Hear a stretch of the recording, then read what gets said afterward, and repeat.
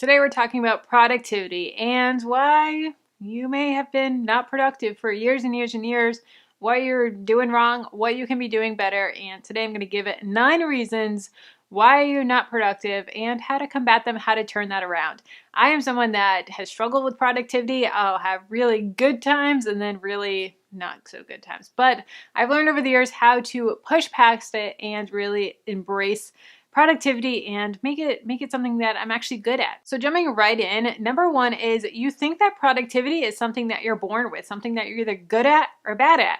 And that's truly not the case. Productivity is something that you need to work towards and make a habit and not give up on those habits. A lot of times it will just say, oh, I tried it for a couple weeks and I'm not good at it. I just fell out of it. No, make it a daily habit. Make it something that you have to work towards. Keep yourself accountable. Have a tracker that helps to keep yourself accountable or a planner. But staying accountable to yourself most of all is going to really be the best way to combat that so that you can say, no, I am a productive person. It's not something that I'm just not born with. Number 2 is you don't surround yourself with productive people. And it's so true what Jim Rohn says is you are the average of the 5 people that you spend the most time with.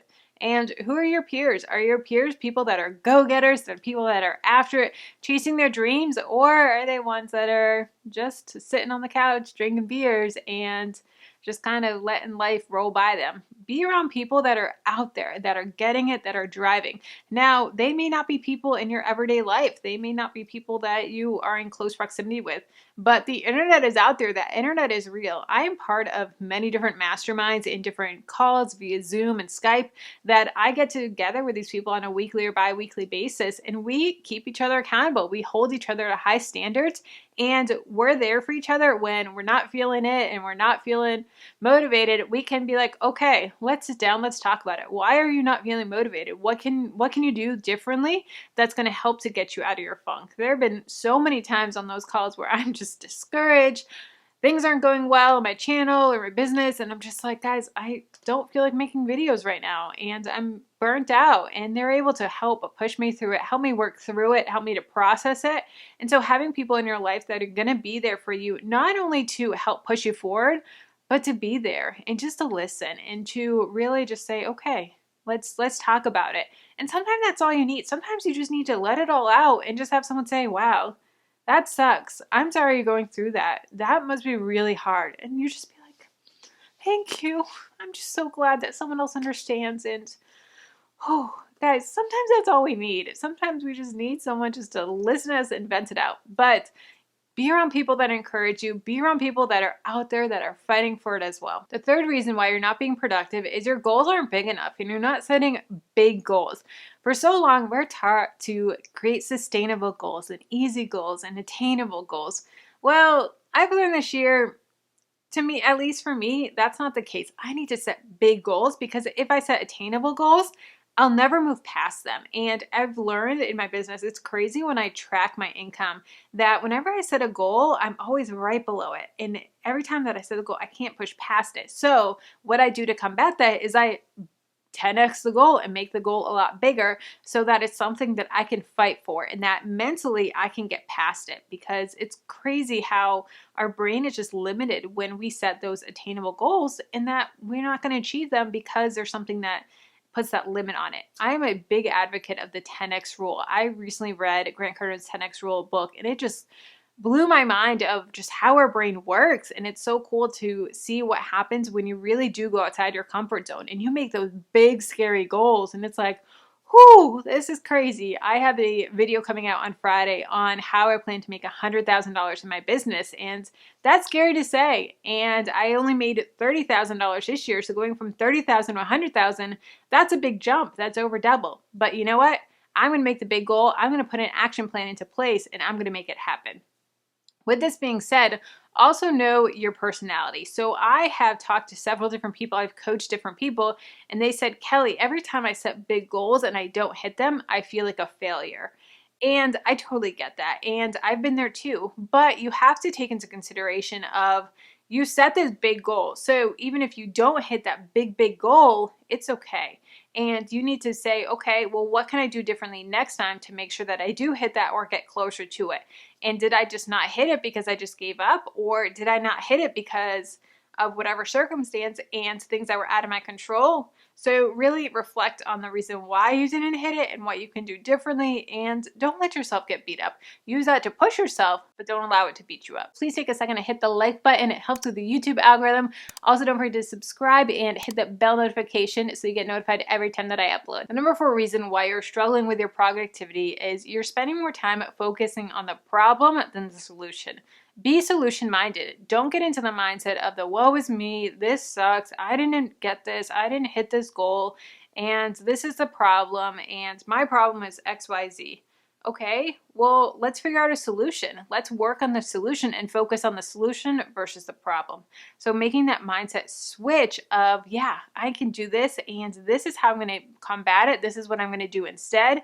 I did this before, this didn't work, so we need to switch gears and we need to try this instead. The 5th reason why you're struggling with productivity is your focus on being busy versus being productive. And this is something that this is a doozy, and this is something that a lot of people struggle with, and this is something I actually go really deep into in my course, Dream and Profitable, where I talk about busy work versus work that's going to make you more money in your business. So this can be in your business, this can be in your everyday life, but oftentimes we go to the easy tasks. We go to the busy work versus the work that's going to make us money, that's going to really increase our revenue and increase our income. So an example of this is answering YouTube comments. So answering YouTube comments, that's not something that's going to make me more money in my business. It's not going to make me more revenue.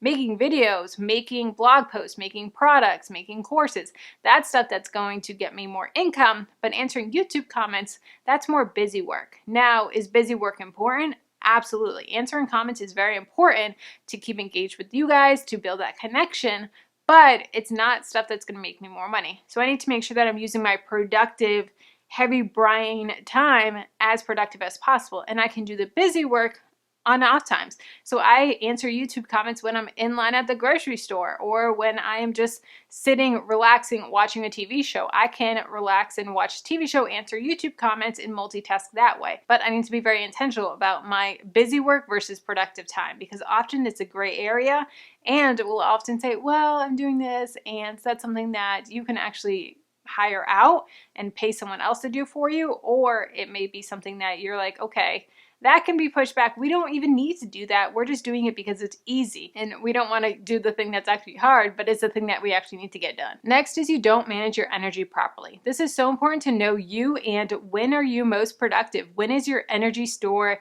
in high capacity? When does your brain work best for you in the day? So for me, I am more of a mid-morning person. I'm more of a 9 to 2 type of person, whereas my husband Jamie is a night owl. He's most productive at 1 o'clock in the morning, whereas me at 1 o'clock in the morning, I am sleeping like a baby. And so knowing when you're most productive, a lot of times people will say oh, the 5 a.m., most productive time of the day, and wake up early and you'll be super productive. So I know for me, if I woke up at 5 a.m. and tried to get work done and tried to write a blog post, I would be staring at that screen for 3 hours, because my brain does not work like that at 5 a.m. I know my brain. I know how I work best. I work best at 9 o'clock after I've had a couple cups of coffee, and then I can be like, all right, let's dig in, let's do this. So know when you work best, know when your personal brain works best. Now, if you don't know, try out some different times. Maybe waking up at 5 a.m., it may suck for a week or two, but after week 3, you're like, dang, I actually get a lot of work done. I can get up 2 hours before my kids wake up and I can bang out some work. I can bang out some housework or whatever it is, and I can really get a lot done in that time. So know what works best for you and try out some different times so that you can really make that decision of when is your best time. Number 7 is you don't take time to decompress. And this is really important. This is something that I have to mentally tell myself to do and really get better at, to be honest. This is something that I am trying to do better in 2021, is taking time to decompress, taking time to just breathe, turn off the computers, turn off the phones, and just focus on fun, focus on my husband, and focus on maybe a weekend getaway or whatever it is, or even at the end of the night of turning down the computer, turning off my email, and not focusing on it. I am someone that is go, go, go, go, go. Even when we go on vacation, I still always have to bring my computer and I always have to do some type of work on it. but really taking that time to just decompress is really important. I'm really going to try and getting out and doing like a weekend getaway quarterly so that I can just get away and I can focus and I can just ground myself back, especially after big projects. I just finished this course launch, and so right now I am needing some just time to get away, maybe Airbnb by the beach or something like that. But having that time to decompress is really important, just to get yourself refreshed so that you can keep on going and you don't burn out. Number 8 is you spend more time preparing than doing. And so often we don't want to just do the task. We don't want to just get it done. We just want to prepare and do this and more research and this and that rather than just getting it done. Now, I will say if you have a big task or a big project to work on, you can actually cut down 20% of the time that it's going to take you to do that project if you prepare properly. So preparation is very important. But there can be a fine line of when you prepare too much. So just be mindful of over preparedness and you're not actually doing it and you're just procrastinating. Number 9 is you're working on too many tasks at once. And this is something that a lot of people will think that they're multitasking. Well, studies have actually shown that multitasking is not productive and you're not actually getting more work done.